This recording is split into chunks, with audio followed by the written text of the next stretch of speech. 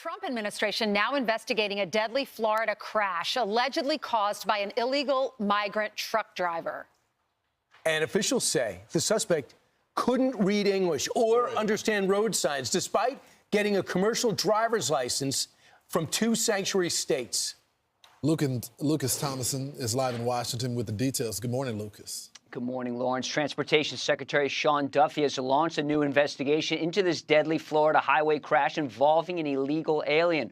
Preliminary report says if states had followed the rules, the driver would have never been behind the wheel. It also says the driver responsible for that fatal crash that killed 3 people, quote, the driver failed the assessment, providing correct responses to just 2 of 12 verbal questions and only accurately identifying 1 of 4 highway traffic signs. Here's more from Secretary Duffy on X, posting, here's what we know. Washington State improperly issued the driver a full-term commercial driver's license. Asylum seekers or illegal aliens are not allowed to receive this.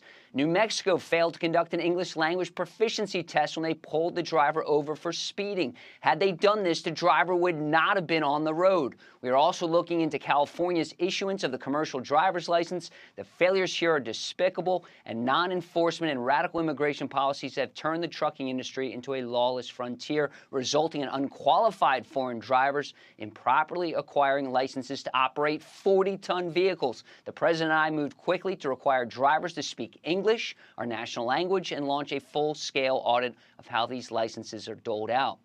Now, here's more about the driver. Harjinder Singh is accused of killing 3 people in a minivan in Florida after you showed the video after attempting an illegal U-turn through a highway last week in Fort Pierce, marked official use only, with his massive tractor trailer blocking the highway of a 4-lane highway. And the 28-year-old illegal alien faces deportation and 3 counts of homicide. The trucking company is also under review. And, guys, that accident happened just an hour north of Palm Beach in Mar-a-Lago. Guys?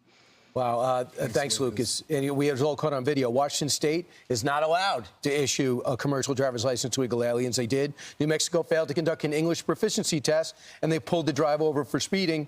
Had they done that, the driver would not have been on the road. So but both states, sanctuary states, lenient illegal immigrant policies, and the result is more death.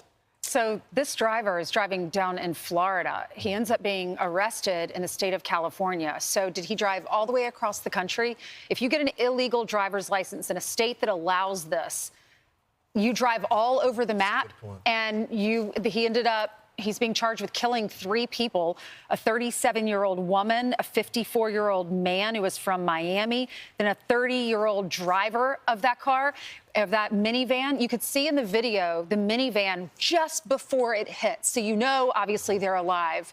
And as soon as it hits, 2 of them die there on the scene. 1 was transported to the hospital. And the driver, if you are in an accident, have you ever been in an accident, you get so nervous. You have a reaction. The driver didn't even have a reaction, just looks back and sees that the minivan hit him, did a U-turn in the middle of the Florida Turnpike. Well, no reaction when people died immediately on the scene. Correct. So you see the, medical workers as well as first responders putting the white cloth over the body, and you still don't have a reaction after you see that? But I have multiple questions. First of all, who gave the test? Who administered the test? They should be banned. You can easily find out, right? Don't you have to sign off? Just investigate. These aren't easy tests. My dad's a truck driver. So who gave the test?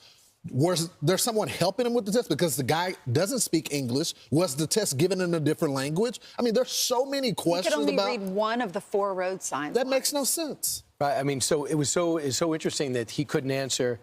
They asked him 12 questions. He couldn't answer. He got 10 wrong.